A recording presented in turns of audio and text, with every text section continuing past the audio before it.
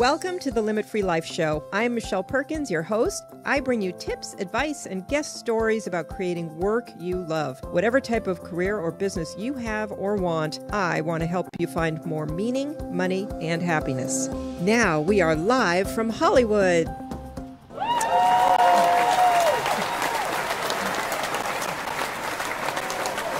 Hello, and welcome to the Limit Free Life Show.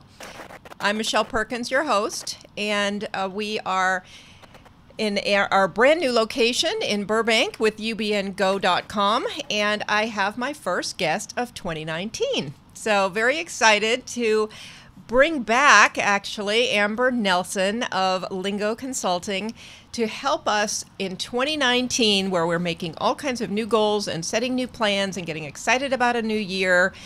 There's a lot out there that we probably want, and Amber is a communications expert who is going to help us ask for what we want. So key to our success, and I can't wait to get started, so I'm going to jump right in and introduce today's guest, Amber Nelson.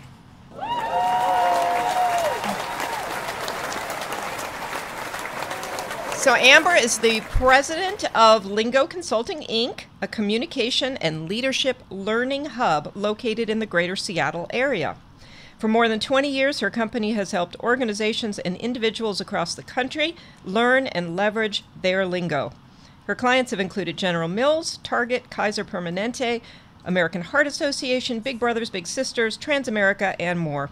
In addition to her role at Lingo Consulting, Amber publishes a weekly communications blog called The Linguist, teaches, consults, and speaks on leadership and language all over. So Amber, thank you so much for joining us. You're a beloved guest. We had you on a couple of times in 2018, and I just love talking to you. And I think what you have to offer the audience is just wonderful and super helpful. And I think it's great to start out 2019 with some of the tips that you have for asking for what you want. And you just put out a blog this morning on that very topic. And so I think it'd be great to just launch in to some of your ideas about why it's important to ask for what you want and just how to do that. So, fantastic. Hello. Thank you so much. It's good to see you. Good to see you too. It's been a little while, and I'm so glad to be here again, and very honored to be your first guest of 2019. Yes, I'm very excited that you are my first guest of 2019. I love having you on the show. And I was reading the blog this morning, and I got so excited about this. So asking for what you want seems kind of obvious, right? I mean, we want something, we ask for it. We do it when we're 5. Why aren't we still doing it when we're 35 and older? That's such a great question. And it's actually one of the things that I recommend people take a look at. We used to be able to do this really easily. We used to be able to say, I want that popsicle, or I want that pony. It used to be really, really natural for us. And over time, what tends to happen is it gets sort of beaten out of us. We get no often. Mm-hmm. We learn over time that what we are really supposed to be doing is pleasing others to get what we want. And our locus of power becomes something that's external rather than internal. When we're little, we think that we have all the power in the world and we can ask for whatever we want and it might show up. As we get older, we understand that we're actually not in control of everything in the world. And we start to make adjustments for that. So in terms of asking for what you want, there's one big step to do first, and then 3 steps that I'm happy to walk everyone through as we go on in our conversation here. Oh, great. But I think the biggest one, and you and I have talked about this together a lot, is trying to figure out exactly what it is you want. Yeah. And that's a huge challenge. We often edit before we get very far. We think, well, what's available to me? Mm-hmm. Not what do I want, but what could I get? Mm-hmm. And that's a really different question. Yes, absolutely. So I think this is where some of the work you do can really help your listeners and those people you coach figure out what they really want. And I wonder if even you have some tips about how to decipher what you want, or how to pull apart the what I can get, or what maybe it's acceptable for me to ask for, versus what I really want, what really gets me excited, what really revs me up, what really gets me to a place where I'm willing to go as far as I possibly can to get that thing that I want. Mm-hmm. Yeah, yeah, you bring up a great point, and one that, I get very excited about, which is, of course, figuring out what you want. And that idea that I love the perspective you brought up, which is thinking about what you can get, which is kind of that's more the default position. That's more just, I've done this, I've had experience with this, that's the comfort zone, really, and not necessarily what we want, but what we've done and what we're comfortable doing. So we know we could do it, but so we do. And whether or not that's what we want, that's a whole different question. So, and as you and I have talked again many times, because we go around and around on this, and it's really great because, and I would suggest that for people, you need somebody to discuss this with and to collaborate with on this topic, because you can't necessarily see the possibilities alone.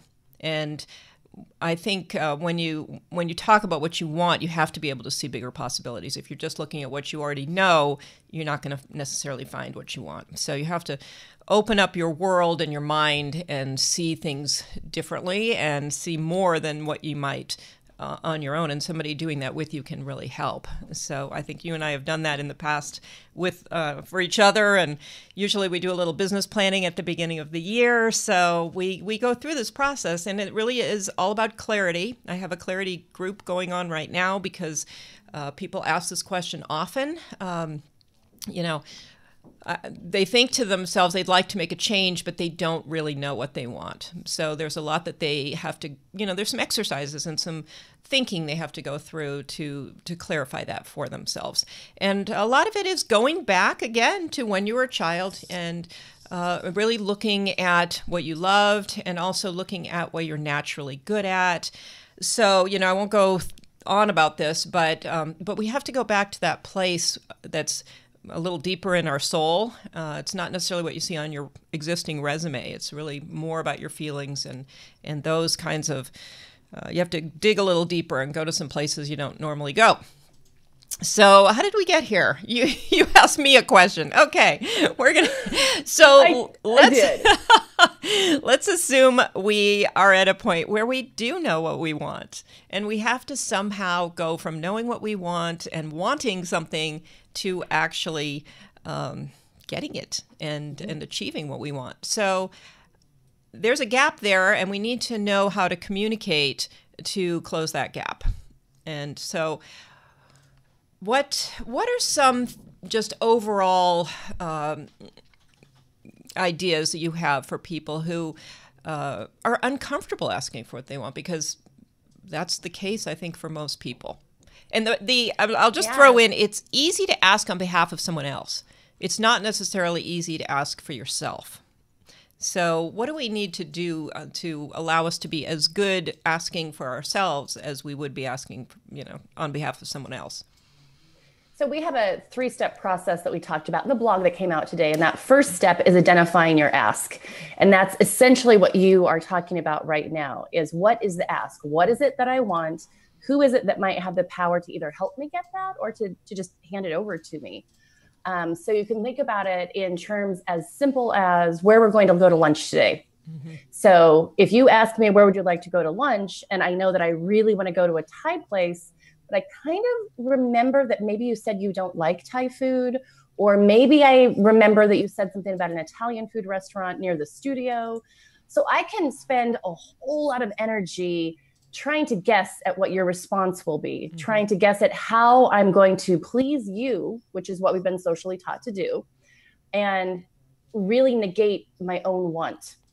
So when you take it even as something as simple as where are we going to go to lunch, we can get tangled up in knots about how do I present this.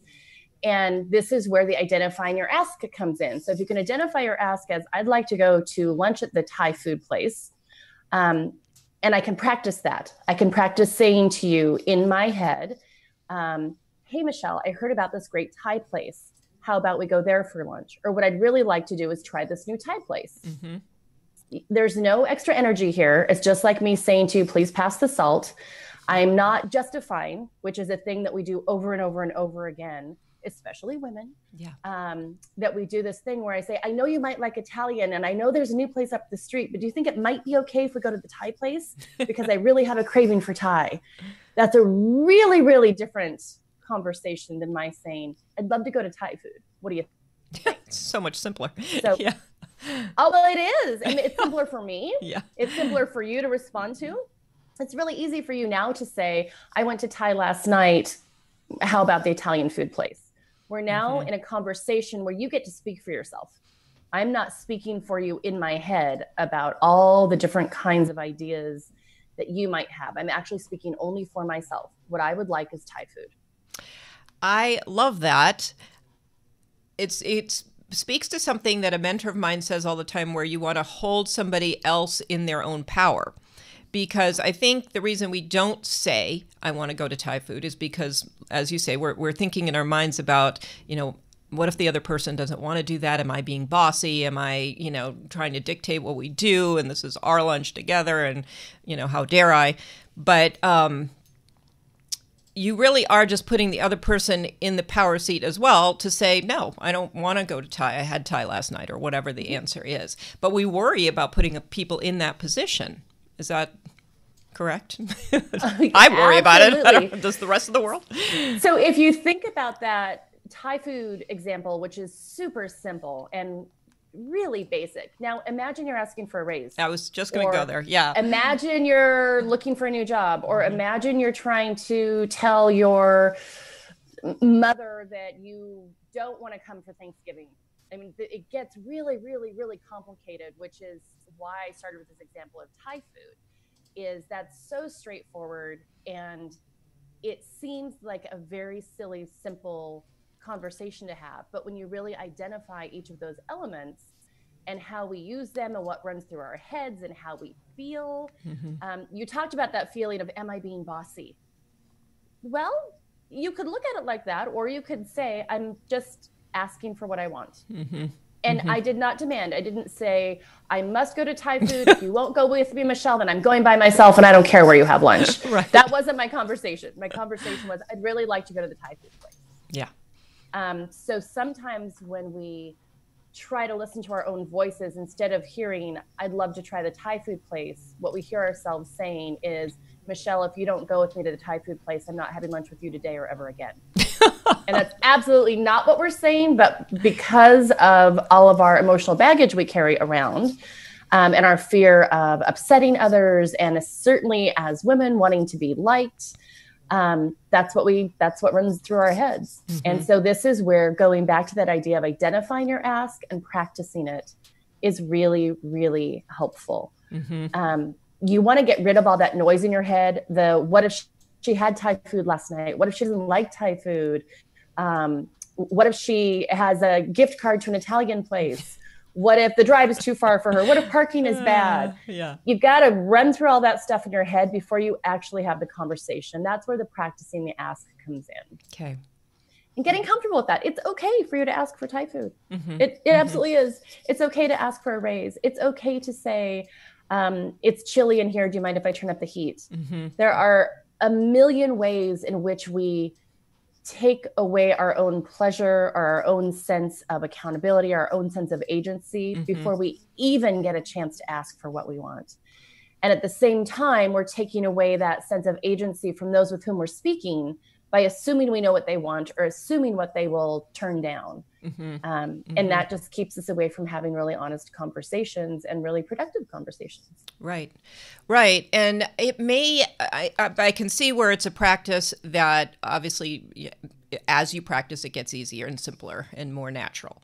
I would say it probably feels pretty weird at first if you're not used to doing this, to make these asks. But I was talking to a client this morning, and there was something that she wanted to ask for, and she said, well, I just feel weird. And I thought, well, good, because if you feel weird, then that probably means you're pushing yourself a little bit and you're doing something that is out of your comfort zone, but that's going to benefit you. And, it's not going to continue to feel weird over time. So. That's totally right. And this kind of skill, as well as so many other communication skills, they're muscles. And it's just like the first time you try to do a push-up, you might not be able to do it. But if you keep working at it, boy, you can get 3. Now you're at 5. Now you're at 10.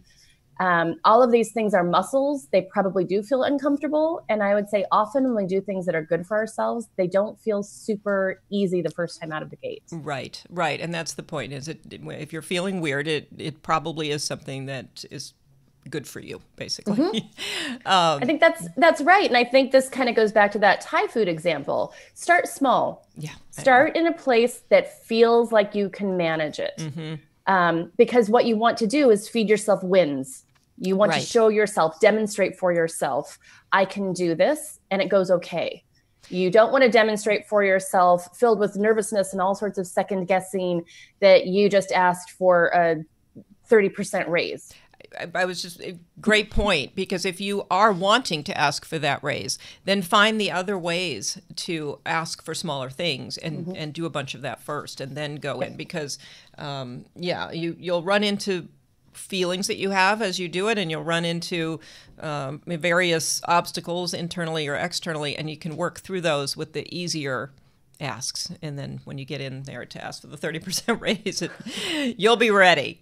Yep, absolutely. These are muscles that we need to strengthen and we need to practice.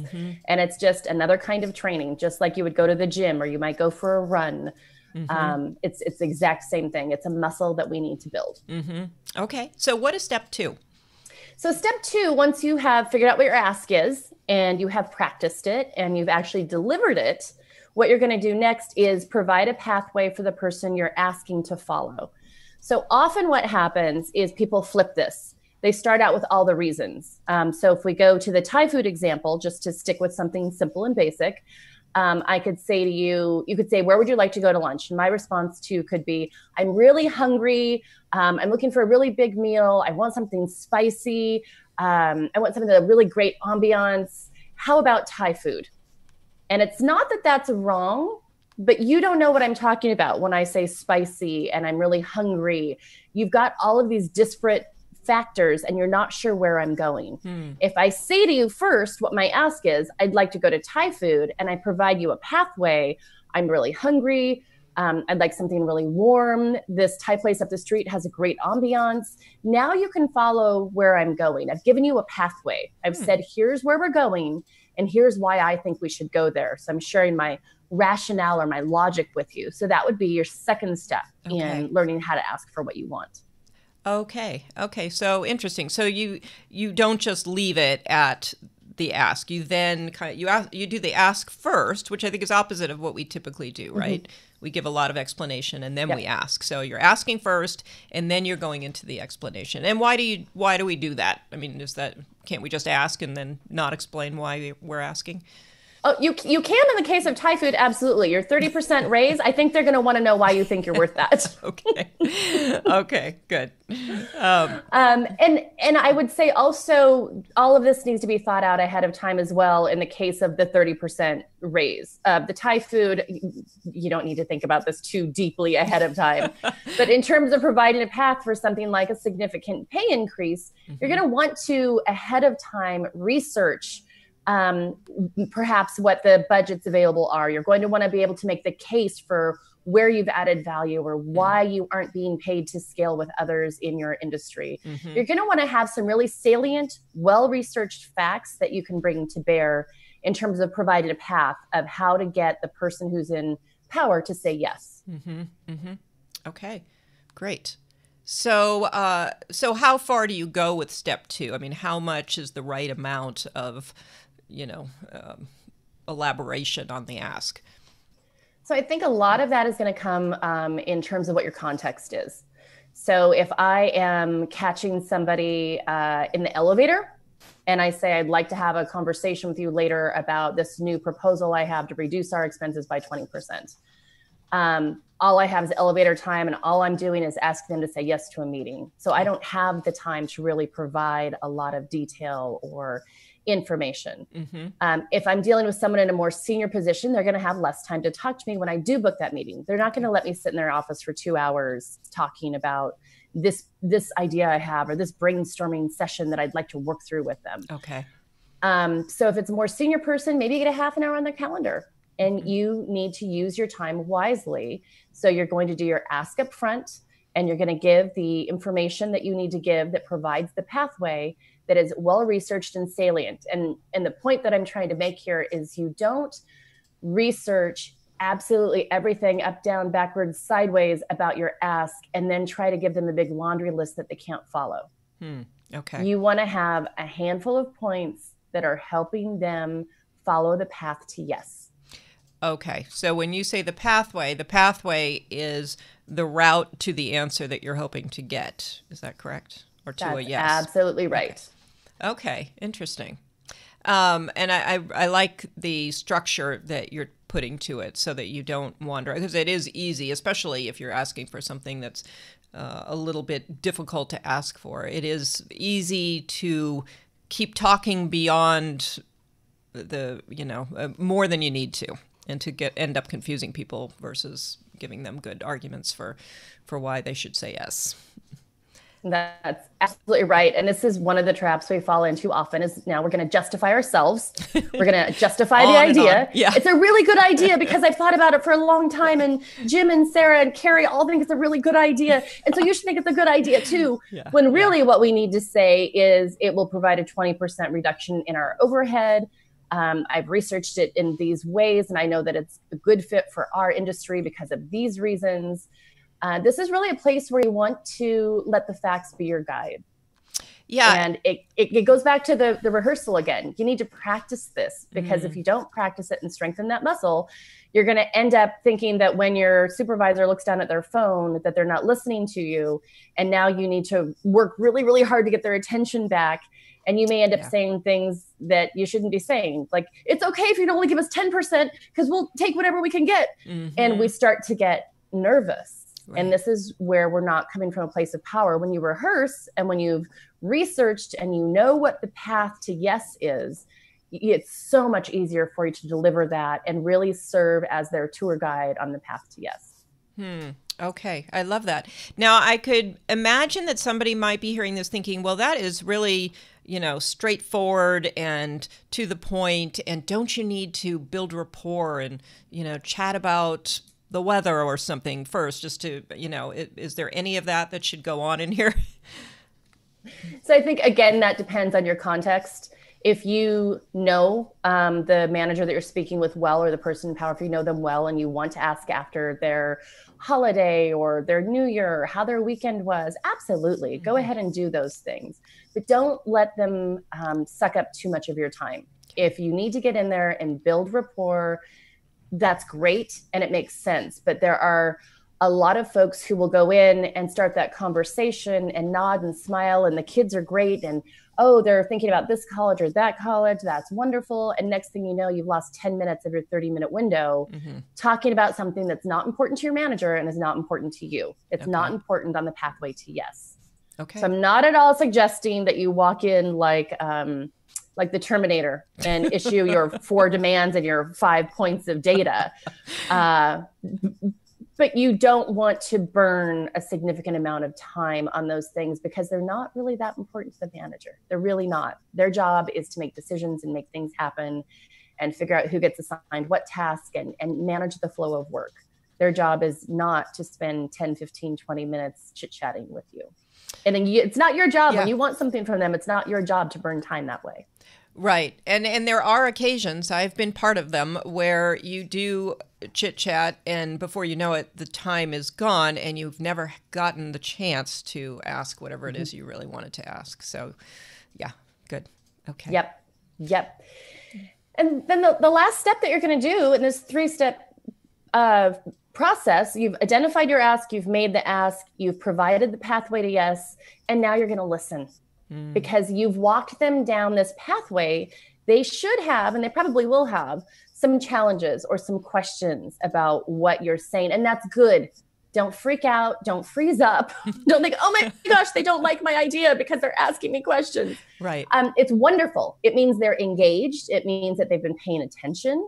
And because you've done the research you've done, you'll be able to answer them clearly and concisely, and you'll be able to get them what they need. Sort of the second piece to this, which is probably pretty self-explanatory, is if you don't know the answer, write down the question and get back to them when you say you will. Mm-hmm. So if you're going to have to call somebody and request information from them and it's going to take you a day or two, make sure you tell them, I'll get back to you on, I don't know, 3 days from now by end of business. Okay. So make sure that you follow up on anything that's outstanding, mm-hmm. and that you answer their questions clearly and concisely. When they say to you, oh, but won't that create a problem for Sarah's team? It's mm-hmm. absolutely okay to say, let me check with Sarah about that. I think it will be okay, but let me check with Sarah and get back to you. Mm-hmm. So okay. It's perfectly okay not to have all the answers. It's not okay to fake the answers, and it's not okay to not circle back. Okay. Okay, great. Yeah, very, very good. And I want to apply some of what you're saying to some sales conversations in a minute too. But I love that. So again, the three components here. You've got your ask. Mm-hmm. You've got your, I like the way you put it. I don't want to use the word argument. Your pathway? Provide a path to yes. Yes. Okay. Provide a path to yes, and listen. Yep. And field questions. Okay. Mm-hmm.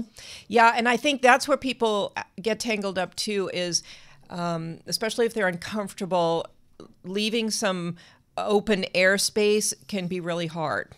And that's really important to make sure you don't just keep talking through the whole thing and never create any space for somebody to think or ask questions.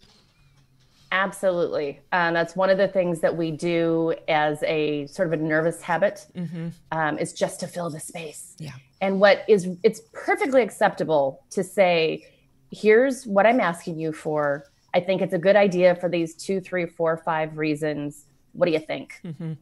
Yeah. And it's okay to be quiet. It's okay to give them a moment to think. Right.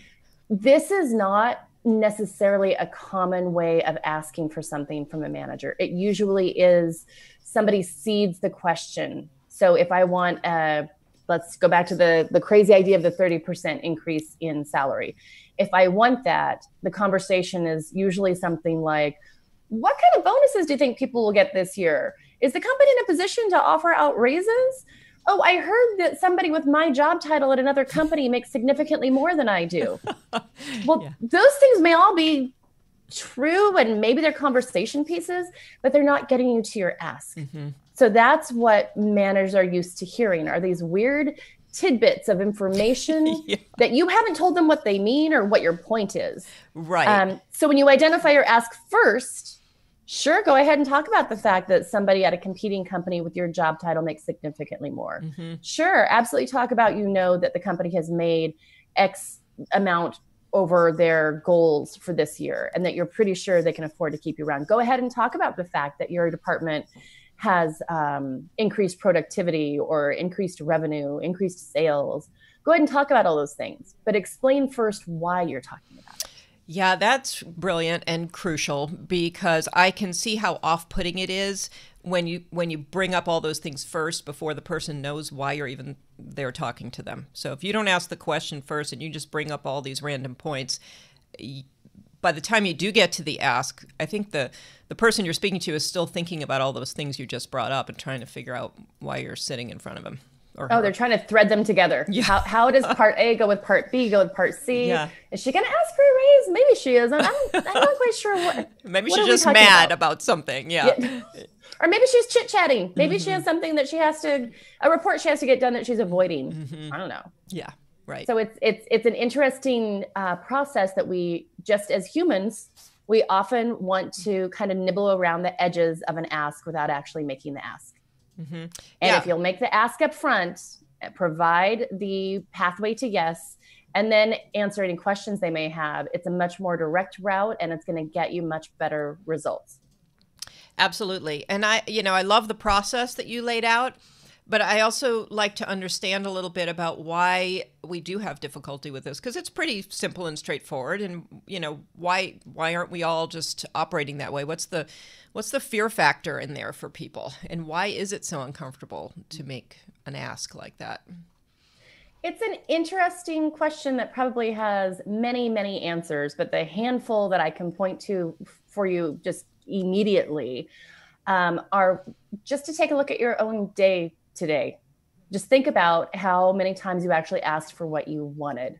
Think about the habits that we've built of courtesy, which is absolutely necessary. I'm not suggesting we be discourteous, but we always let the other person go first. We always let the other person take the last piece of cake. We always let the other person do the thing. We're always providing for others. And so to ask for ourselves is uncomfortable. It's unfamiliar. So that is one situation that it's just ingrained in us that we don't ask for what we want, we offer to others. So that's a big piece of it. The other big piece of it is that we simply haven't been taught how to ask for what we want. Think about being a child and walking through a store with an adult and pointing at something and saying, I want that. How many times are we told, no, that's not for you, or you're not getting that, or until don't be you so just rude. stop asking. And we learn, it's ingrained over time. We learn not to ask for what we want. And we learn to start, I'm thinking of the bit of conversation we had when we started talking today. We learn to look for what we can get, not for what we want. Right. So if somebody's going to offer you something smaller or less, we feel like we'd rather have the win than to ask for what we really want and perhaps have a loss. Yeah, excellent. I listened the other day to Barbara Corcoran's podcast, and she was saying something about how women just don't ask for raises nearly as much as men do, and they don't get them because they don't ask. And she also had a very concise way to ask, but she said, even if you know you're not going to get the raise, even if you already know in advance the answer is no, you still go in and ask, because then they're primed for the next time. You've given them the reasons, you've set it up, they know what you want, and you've already established reasons why it makes sense. And so they say no, but the next time you go in, they'll probably say yes, or, they're more likely to anyway. Yeah, I think that's spot on. And I think there are so many reasons to make the ask. It's good for you. You need to know that you have these skills. So even if they say no, make the ask. It's important for you to go through the process of saying, what do I want and why should I get it? It's important for you to have that experience and that expertise about yourself and about your own goals and what you need. And then just to put like a dollar marker on it, there's research that shows that women don't ask for more money in the first negotiation for their first jobs. And over a career, that's more than $1 million that women leave on the table. Wow. So if I start a job at $10 an hour and don't negotiate, but you start a job for $10 an hour, but you negotiate up to $10.20 over a lifetime because you started ahead of me, you will have more than $1 million more than I. It's astounding when you think about the money we leave on the table. Because why? We're afraid to ask. We don't feel like we have a right to ask.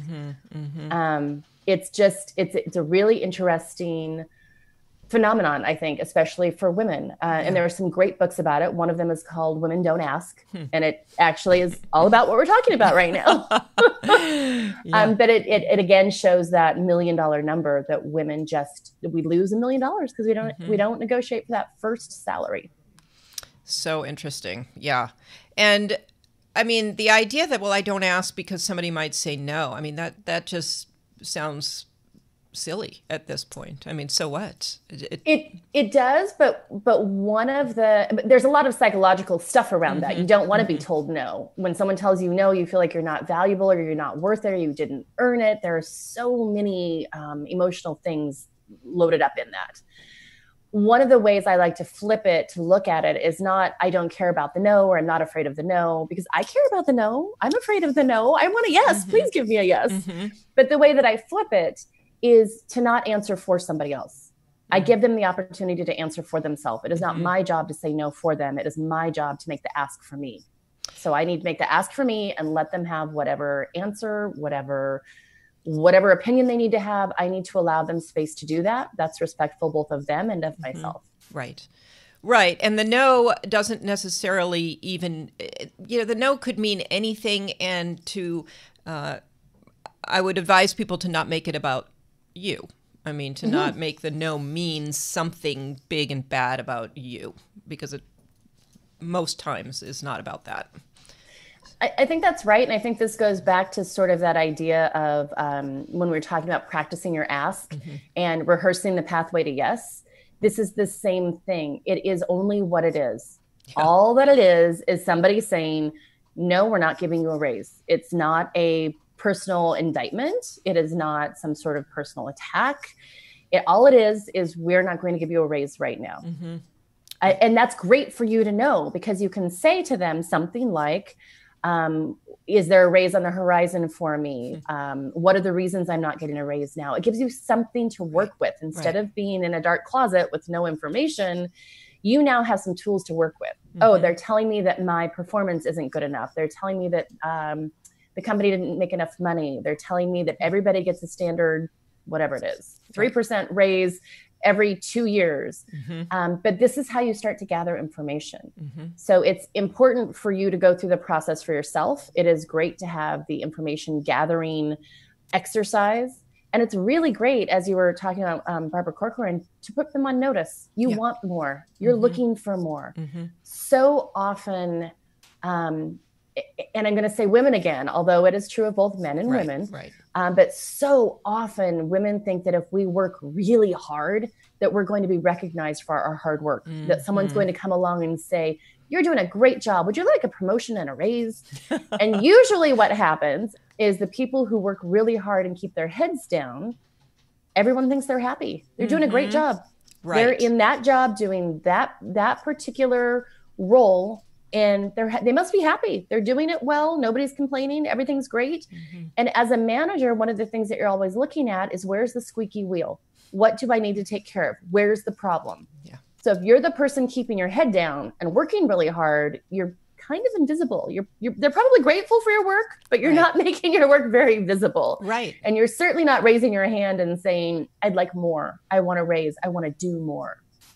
And that's incumbent on you. You have to say that. And that's a great your lesson. Job in terms of taking care of yourself. Because the idea that, well, it's not fair and I've worked so hard, I mean, the fairness doesn't really show up. I mean, you have to demand fairness. And so, yeah, great point. And that's why the show is so important, because learning how to ask is the key. You need to be able to ask. And you're so right that the harder you work, I mean, it's great to be a hard worker. It's great to have a wonderful work ethic, but there's not a direct line from hard work to more money, whether you're an entrepreneur or a professional in an organization.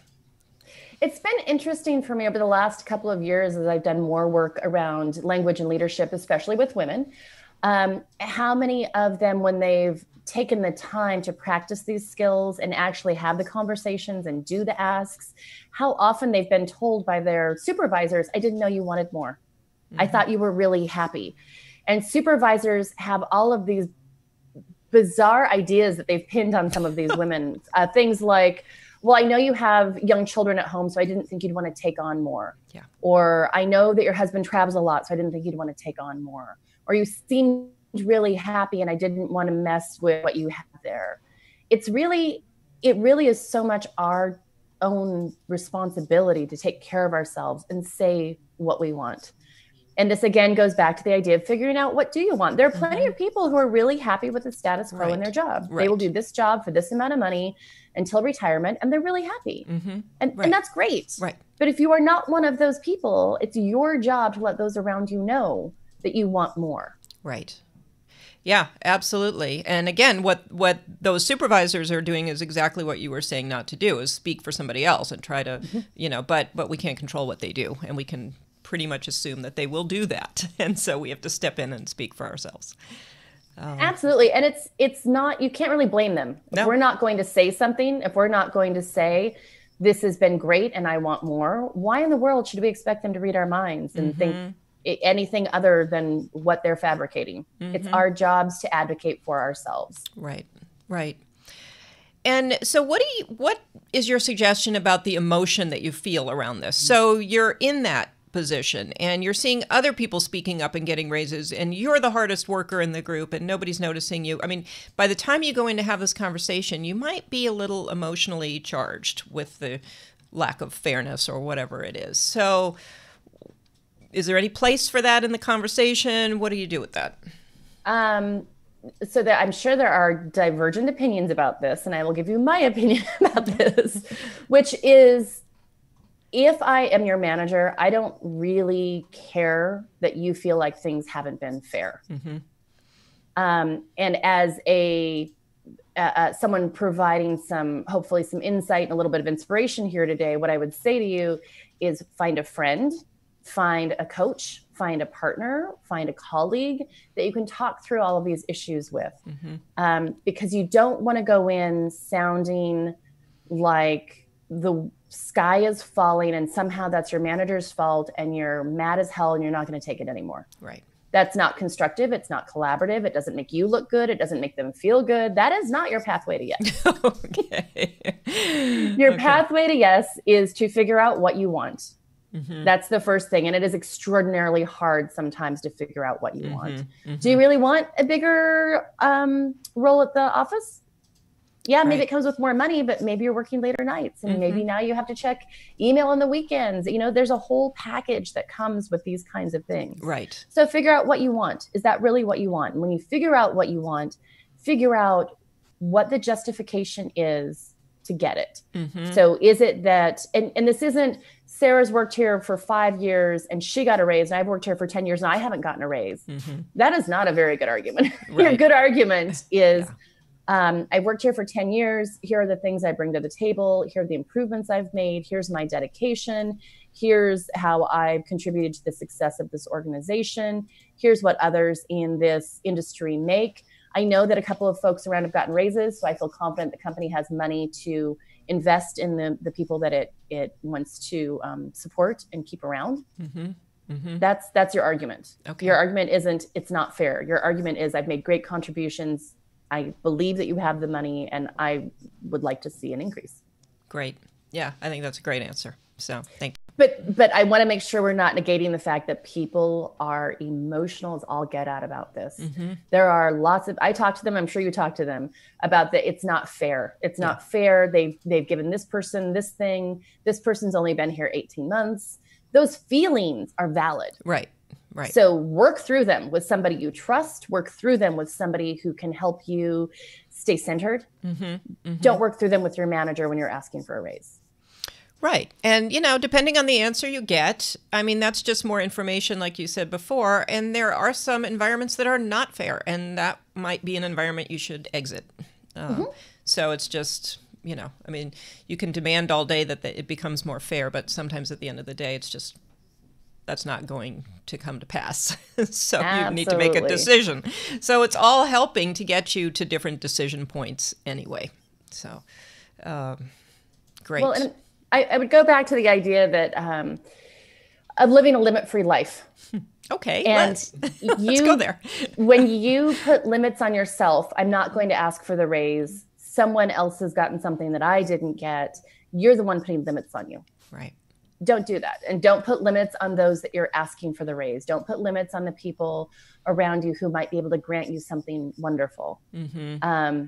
This is part of your job, is to know what you want so that when it shows up, you can say, yes, please. It's mm-hmm. part of your job to know what you want so that you can raise your hand and ask for it. Mm-hmm. And that, I think, is where you get to the place where you have a limit-free life and you can really embrace a great big experience with joy. Yeah, and you bring up another fabulous point, which is to have a limit-free life, you need to be able to ask for what you want. I mean, it's basically as simple as that. If you can ever ask for what you want, the chances are that you will get that limitless work or career or whatever it is are much less likely. So, Absolutely. Yeah, okay. So let's take this into sales, because, I mean, it's all sales. Everything you've been talking about is sales. But say for the entrepreneurs out there, or would-be entrepreneurs, what happens a lot is what you've already talked about, where we anticipate certain issues, you know, on behalf of the potential client or customer before we ask. And that's a really dangerous road, because that's where we start thinking, well, you know, I know they don't have that much money, but I really think they could use this service, so I'll discount my fees, or whatever we might do along those lines. So any comments on this sales situation? Oh, absolutely. I think it kind of can follow the same process. Okay. Is that you want to do that thinking. You want to think, oh, maybe cost is an issue for them. Maybe time is an issue for them. Maybe resources of some other kind are an issue for them. So you want to do the thinking, but don't do the arguing for them. Don't fight yourself on their behalf. So you want to have the ask, which in this case really is an offer. You're offering them your services, you're offering them your goods, you're offering them whatever your expertise is. Okay. So it's really an offer more than an ask. Okay. So you want to be clear about what that is. It's not, so in my case, it wouldn't be, I can help you with your communication, because I don't know what that means. I don't know. It could be, I know that you've just been promoted and you are now managing your peers, and that can be tricky. If you'd like some help about really managing your language and leadership, we have a 6-week leadership and language coaching package we'd love to put together for you. Okay, so that's that's the ask. So if you're going through the steps 1, 2, and 3, that's your ask. And there's what I noted about that was just the specificity. So you're not doing a big broad, I can help you with communication. You're giving them a specific way that you can help them. Absolutely. And they'll tell you, I don't want coaching, I want a book, or I don't have time for that. Do you have some other resource? So they'll tell you if that's not what they want. And they might do it very, very gently. Like, I'm not sure coaching is for me. Okay. And that becomes your job to help them figure out what it is that they may need. But so you start step 1 with your offer, your ask, which in this case would be, let's say, a 6-week coaching package for language and leadership for a new manager. Okay. And then I'm going to provide her a pathway to yes.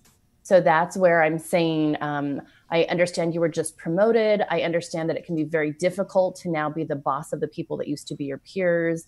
I understand that often what happens is their supervisors are now looking for you to take on a little different role and show up in a little different way.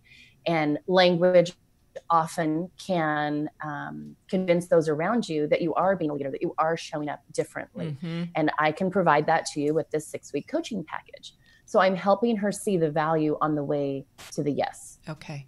So that is, in that case, that is my pathway to yes. And then again, after that, leave some space.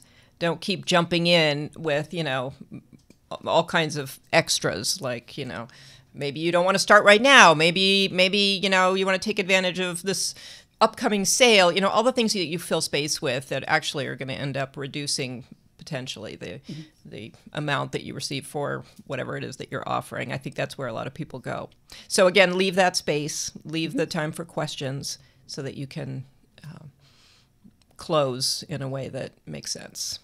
Yep, that's all right. And what I would say is, if you have practiced your ask or your offer, if you have practiced your pathway to yes, you won't be as likely to fill in with if you don't want to start now, you can start later. I can give you a discount. You can do 6 instead of 10. You can please buy.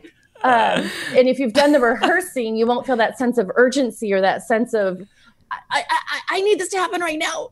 And that all comes from the rehearsal. And again, from strengthening those muscles. All of those things are normal. They're natural. They happen to everybody. It's just a matter of practicing through it.